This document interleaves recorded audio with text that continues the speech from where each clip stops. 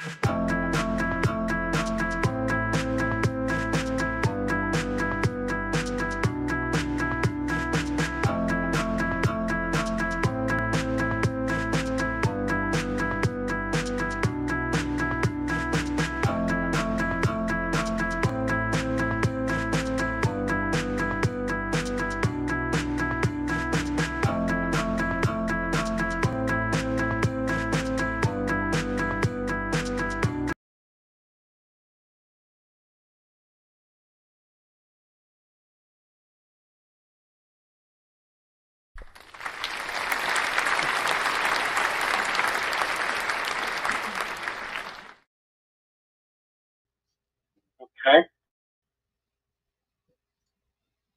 Good evening and welcome to another episode of Let's Talk About It. I am your host, Shanette Johnson, and joining me this evening is my co host, Cornel.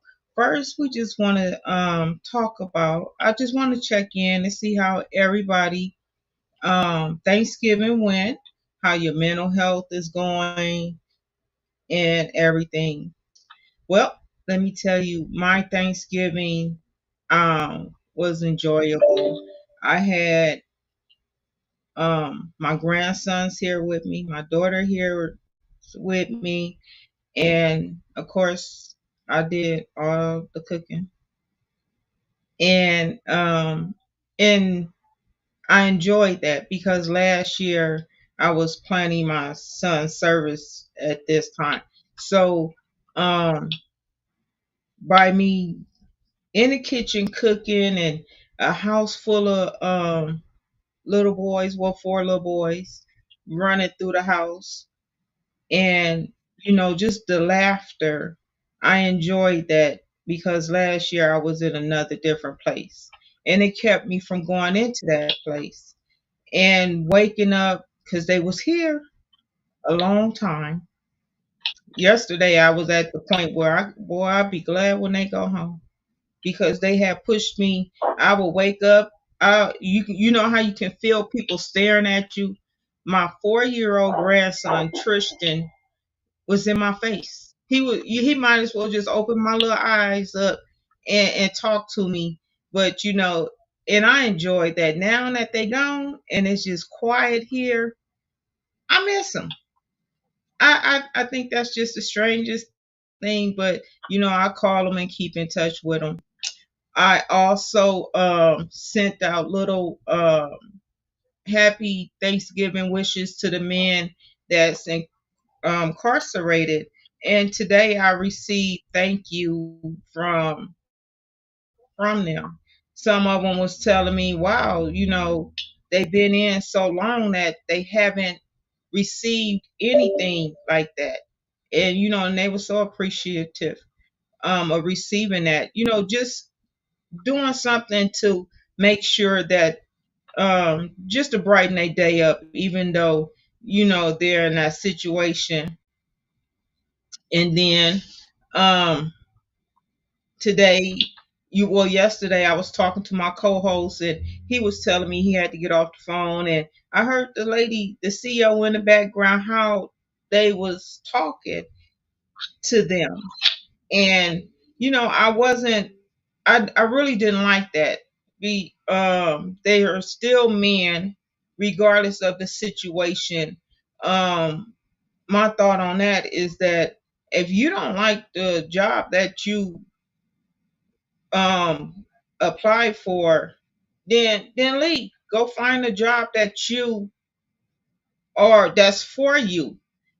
Some people get jobs that's not for them. They just get in there just to get a paycheck, or whatever you got going on at home, you supposed to leave that at the door. You're not supposed to carry that on into the workplace, and especially in that type of environment, yelling at grown men just because you think you got some quote unquote authority that you can do that. That wasn't it just upsets me when I hear things like that, when they when I go visit my husband, or see them talk down on these men.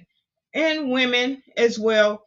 Little do they know, they are an inch away from being trading places with them. Because who are we to look down on someone in that position?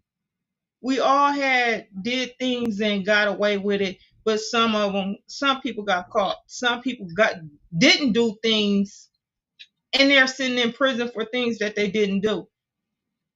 So, then to not hear from my co-host, because he usually called me at least twice on the day of our shows, and I got kind of worried,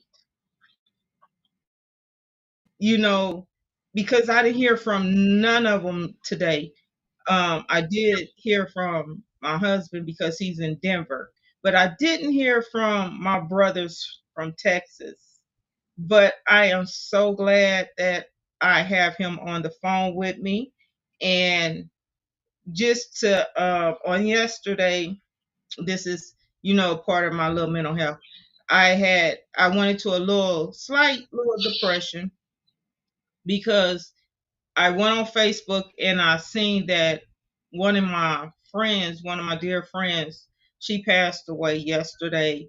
And then I got a phone call later that evening saying that my uncle passed away. So that kind of threw me in a little funk, but I came out of it and I'm ready to talk. And I see my co-host picture is up on the screen, and I know he's ready to jump in. Cornell, how are you doing on this evening? Hello, man. How you doing tonight? And I feel pretty good tonight, man. Even though I'm going through a family crisis tonight, man, I still feel good because God is good all the time, and all the time God is good. Yes. And I'm glad that you had a great holiday season with your grandkids. It was pretty nice to talk, but yes, I had a real serious situation on Thanksgiving Day. Somebody killed two people and shot two people in their sleep. And one of these kids that got killed was my nephew, my biological nephew. And they got killed execution style. Friend who set them up with some other guys. Now my family's going through that, trying to make arrangements for them, and trying to get them, properly sent home to the father and stuff like that. So, but that just goes to show you that everybody in this world are going through something. Right. Whether it's a death in the family, whether it's, mental issues, depression, or something to that nature. Everybody is going through something, especially during these holidays. So that was something we was not expecting, for my nephew to get killed on Thanksgiving Day. So with that being said, yes, man, I'm kind of going through it a little bit, but I'm strong. I've been here 34 years, so I've missed a lot of holidays with my family. But being in prison, you become family with people in prison. So this is where I've had to embrace, a lot of people in prison to be my family to keep me strong. So, but my family, I spoke to my brother Larry, and he said he's strong, he's doing okay. But the situation is very serious, it's very dramatic, and it's something that everybody's now talking about. And they're trying to outline and address all of the killings in San Antonio with these kids, using these high power terms and running around here killing each other like it's just normal. you know. So with that being said, man, like I say, I'm trying to stay focused and hanging in with this little situation here. But like I said, I'm always willing to come to the show, and I'm glad to be here. But yes, ma'am, I feel good tonight. So thank you for having me on the show, man. You're welcome, and my condolences to you and your family as well. Um, Yes, ma'am. my heart goes out to your family because don't nobody need to hear that about a loved one or a sibling or what have it. It goes to show you need to watch who's in your circle, who you running with, because all friends ain't friends, and they not meant for you. You know, I heard of stories of people, friends, so-called friends, having them set up, and to hear that happening to your nephew while he was asleep, that was a cowardly act, and that's no. My condolences. What is going through my head, boy? You don't nobody need to be up in my head right about now. Don't. Mm. I mean, it's just. That's right. I mean, it's just, this just speechless, senseless, and how people is going, how the world going to take us seriously, people of color, if we are going around taking our own each other life. It, Just it this hurts because um it takes me back to when my son was when he was shot. I was at work, and they pulled me off, and I drive commercial buses, and I remember getting relieved at the hospital, and they told me, "Oh, you got to go back to the division. You need to talk to the supervisor." So when I get back, all the way back to the division, that's when they tell me, "You need to call home. Your son had just been shot." And I called home. The very hospital that my son, that they relieved me in front of, is the hospital that I had to go back to because my son was in there in the hospital in surgery. And when I talked to him after, when I talked to him, because the sheriff had put a code on him, and when I talked to him, I said, "Are you all right?" I said, "Did you see the person that did it?" And he was like, "Yeah, mama, I seen him." And and I was like, "Well, who was it?" And he was like, "Oh, it was a black boy." I was like, "What?" And he was like, "Yeah, mama, he stood over me and he went to shoot me in the head, but the gun jammed and then everybody came out the house." I mm, thank mm. God for that because that allowed me a couple of more years with my baby. But there are people. I mean, we gotta reach our young men, our young women. This has to stop. They're not going to take us serious if we constantly, if the young people is still out there running rampant and, doing this. I mean, you guys is hurting families. You taking fathers away from children. You taking mothers away from children. Um, I mean, look what you're doing. You know me. You guys should know me by now. My my son father was killed before he was born. He didn't even get a chance.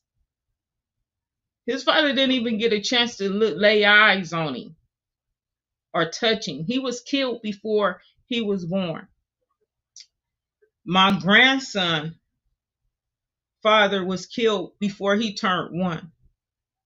My son passed of congestive heart failure, and his son Kyler was 10. He turned 11 in January.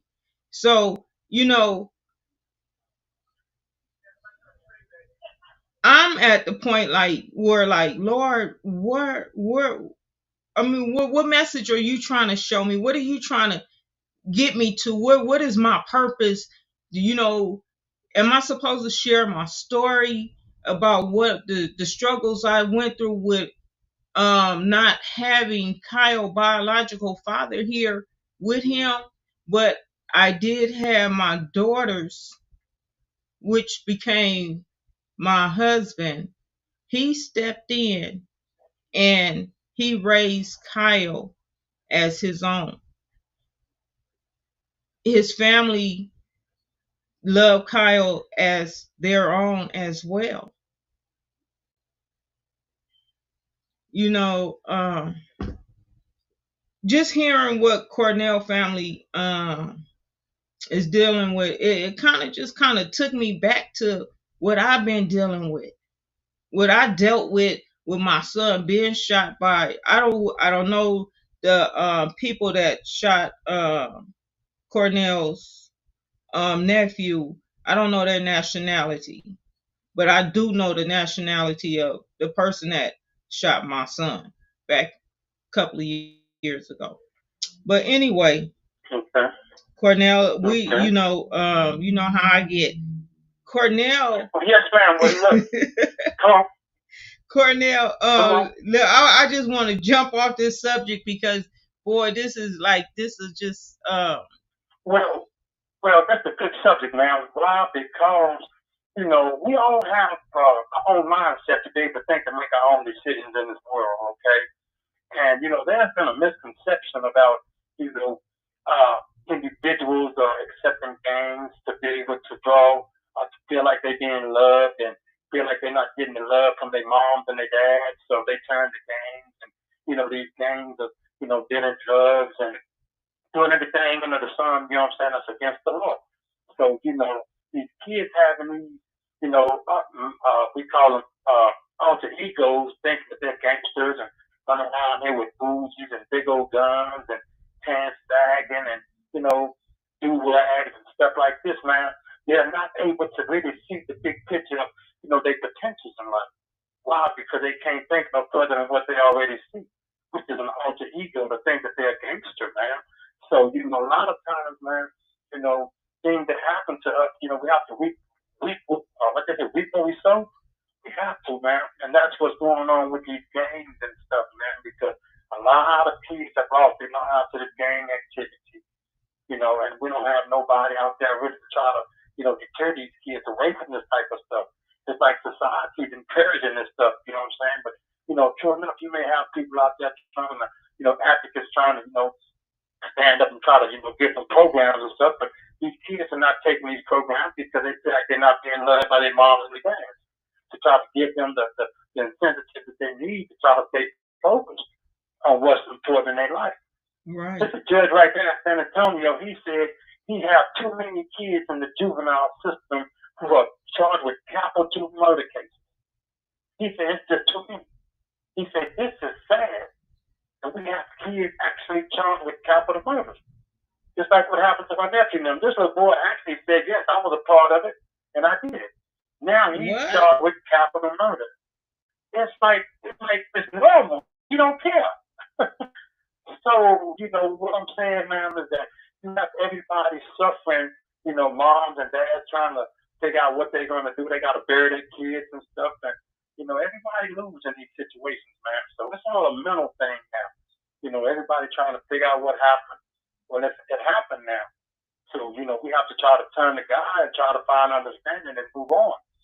Right. Find strength And and move on, man, because God knows. and it's just like, they're trying to make a name for themselves. I mean, what kind of name are you trying to make? What kind of legacy are you trying to leave for your child? You know, heartache. Oh, my father was whoop de whoop this, and he was from this. What kind of legacy is that? That's not a legacy. You know, well, I mean, I guess I, it's just heartbreaking when another young African American, Hispanic, Caucasian, Asian, purple, brown, whatever you may want to say, lose their life to senseless violence, where it's gang related, where it's overdose, where it's drunk driving. It's We got to do something to save our children. and we got to do it fast because they're spiral down a rabbit hole. You know, they got this marijuana. I hate when they get on the bus smelling like it. Well, I used to when I drove. I'm not driving right now, but I eventually I'm gonna go back after I get my mind together. Um, they smell like that. They go to work smelling like that. They in the store smelling like that. You know, it's like we can't get away from it. And you know, I used to tell my children, you know, you don't know what they mixing in that stuff. They can be mixing some stuff to have you hallucinating in that. Mm-hmm. We got to be careful. We got to sit down and you know, when our kids is like 4 years old and stuff, don't be like laughing and giggling. Oh, that's cute. No, that's cute. That ain't cute. He gonna grow up. She gonna grow up. Ain't gonna be doing the same thing as a teenager and a young adult. We gotta start nipping this stuff at in the bud when they young. Because we're responsible for them until they become of age. And my kids knew Okay. they knew, don't make me look bad. You make me look bad, I'll be up at your school. And they Mm-hmm. knew that. Kyle knew I would do weed tip on him if I caught him ditching. I'll call the school. You know, we got to be more active in our children's life. We have to. And Well, go ahead, Cornell. well, man, you know, if we go back to the early '80s when this gang affiliation and war on drugs and stuff came about, man, our government have a lot to do with this. Yes. Then not only that, our own people have a lot. Rap music and the misconception about rap music, kids thinking that they're gangsters just because they hear a song about I'm a gangster and stuff like this. But these kids have taken these songs and with their mentalities of thinking like that, man, they try to act these things out. And now here it is, you got mothers and fathers, you know what I'm saying? They don't know what to do, man. Because sometimes you get kids that they just not gonna listen to you, no matter who you are. But then they turn to these games who feel like they being loved. Like I say, man, here it is, your child is out there running the street, got a big old gun, and you can't chase your kid everywhere they go. You can't, Mm-mm. man. So now here it is, you got these drugs out here now, and then you got this rap music, and you got these kids selling drugs and making money and driving cars and stuff. They're making more money than people in big businesses now. Yes, So they they don't are. listen no more. So with that being said, man, whatever come with the territory, if it's violence and doing drive-by shootings and killing kids and each other, that's what they're doing now, man. So it's very sad, but we as people and advocates and people that got influencers, these the ones who need to stand up and start trying to create programs and getting these kids lives and try to teach these kids that it's a better way, that they don't have to. Here I am in a prison system, man. And if I look around here, I can tell you right now, everybody, most of the guys in here are gang affiliated. And most of them in here for drive-by shootings, most of them here for gang guns and killings and stuff like that. Murder. But this is where we at. This is the life times we're living in. So with that being said, now, yes, we hate to see the things like this are happening in our society, but we have to find a better way. Our government have to find a better way to try to reach these kids. And they're not doing that, man. All They right. got a thing in Philadelphia called what is it? Zombie, zombie, zombie road or something. Where they showing you that all of these people on that one street, man, are full of fentanyl and drugs and needles and stuff everywhere, everywhere, man. And you ought to see it. It's sad. They got Christians going out there trying to keep these people from using these drugs. It's too sad.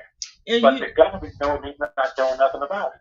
right. And you know, I see it down here, where I live at, I'll be up so early in the morning, it ain't even funny.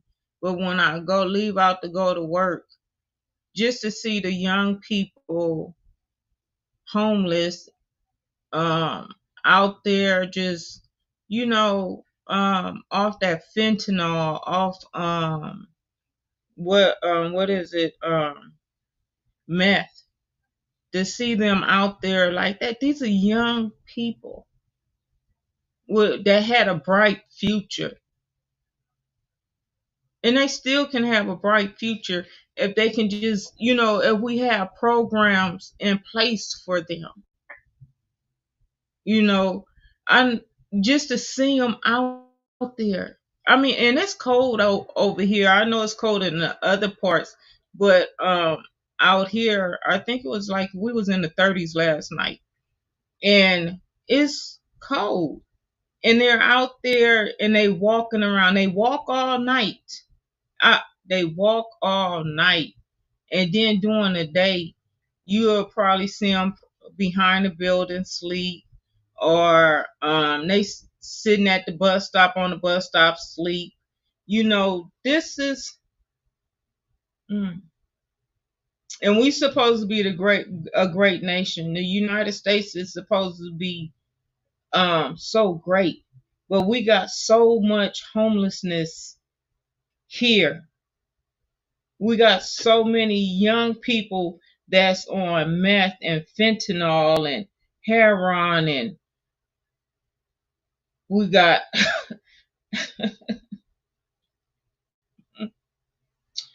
only God can save us. Only God can save us.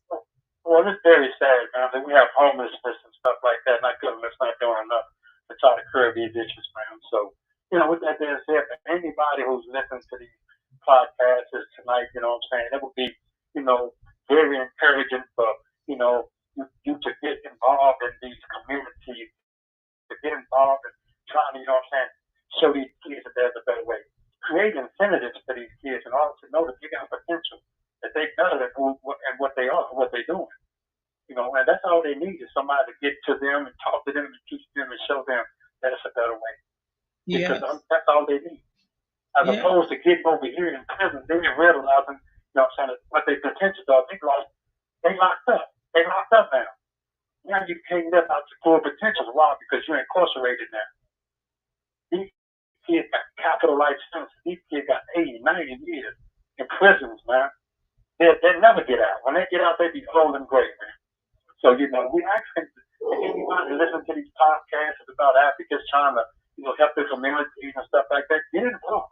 Talk to these kids. If you see your child is out there messing with drugs or hanging with the wrong crowd, get them. Pull them to the side. Stop them and sit them down. Don't just let them keep doing what they do, because that's going to lead to something totally, one thing to another. Right. And before you know it, your child will be in prison, or your child will be dead and gone from something that you could have prevented. Yeah. And that's what it is. So for people to, need to get involved, that should get involved, need to get involved. Exactly. Because as of right now, the society is dangerous out there. You got kids just doing a drive-by shooting just for fun now. That's not right. Kids, little bitty babies just getting killed behind just somebody shooting in their house and stuff. It's sad. Right. So all we can do right now, man, is pray for everybody. And pray that everybody's in good mental stable health right now. And going forward, we have to keep God in this, man. Right. So, Miss Shanette, like I say, I'm doing pretty good. I'm trying to maintain my sanity right now under the circumstances of my family going through this crisis with my nephew, man. But other than that, I'm doing great. Okay. That's good, and that's glad. I'm so glad to hear from you, because I was kind of worried. I was like, "Well, he ain't called," and I called Angela. Was like, "Did he call you?" And and I'm just waiting around. I'll be like, "Oh my God, what's going on over in there?" But, well, man, yes, man. We had a situation today, man. Yes, man. I was gonna get the call now, and I called Angela, and she told me, "I got a show tonight." I'm like, "Yes, ma'am." She said, "Do you know y'all got a show tonight?" I said, "Yes, ma'am, but we had just went to go eat and come back." Okay. Yes, ma'am. So we got. I'm not gonna hold you long, because our time is going down. Because we got 3 more shows. We got 3 more shows for the month of December, and then we're gonna be off for a whole month. I'm gonna give Cornel a few Okay, well, my phone's going to cut off. And look, but thank you for having me on the show. Thank you, Angela, for allowing us this opportunity to come on the show to be able to hold this podcast on Let's Talk About It. I look forward to being here for the next two shows. But I want to say, Miss Shanette, thank you very much, man, for what you do. You are a very powerful voice, a powerful influence, and a powerful advocate, man. So you just keep doing what you do, man. It's going to be all right. We're going to find something better. We're going to get something going, but these people are going to start knowing who we are. We are. Let's talk about it. So when we come back, we will be justice for huh? Justice for huh? You hear? I'm here. I'm Justice for listening. all. That's right. Yes, ma'am. Yes, ma'am. Yes, that's right. That's who we're going to be. We're going to be a nonprofit. So you take care, ma'am, and thank you very much for having me on your show. Thank you for Okay. using Securus. Goodbye. Well, that was my co-host Cornell, and my condolences go out to his family for the loss of his, I believe he said, two nephews that was tragically killed in their sleep on Thanksgiving. They, I don't know the details, the full details, so about it, so I'm not going to speak on it. But anyway, I thank you guys. Wait a minute before I end. I wanted to say this. I do have a book that's coming out that I'm currently working on. At first, I was kind of skeptic. I didn't want to do it, but I'm gonna go ahead and do it.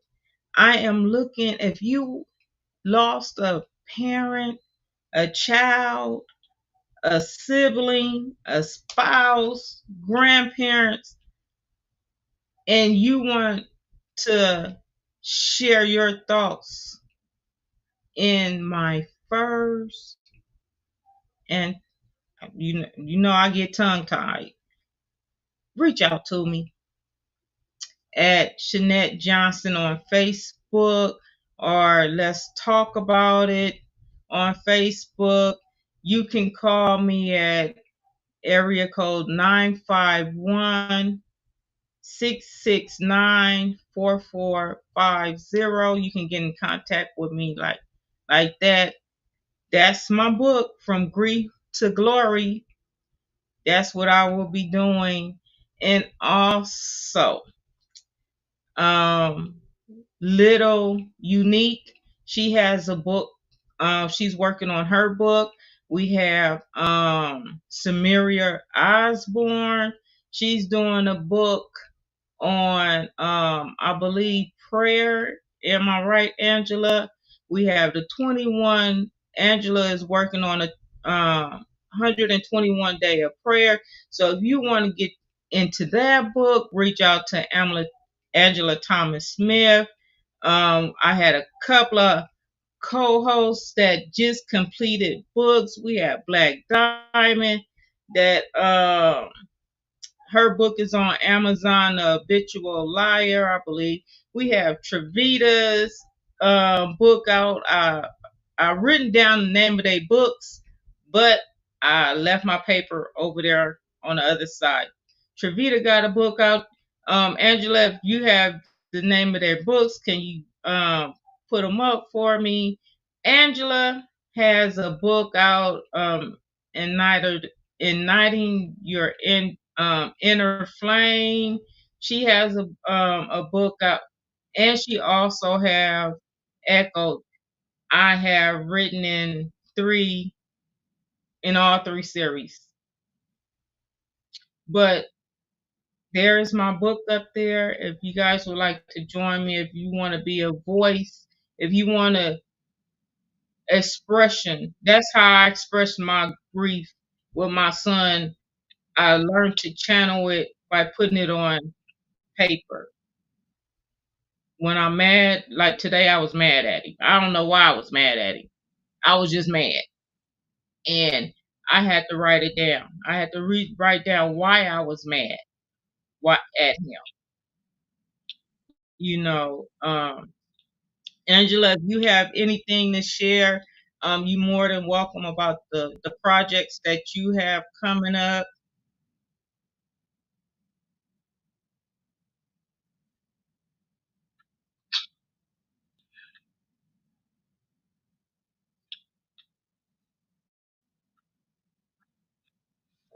because you do that to me.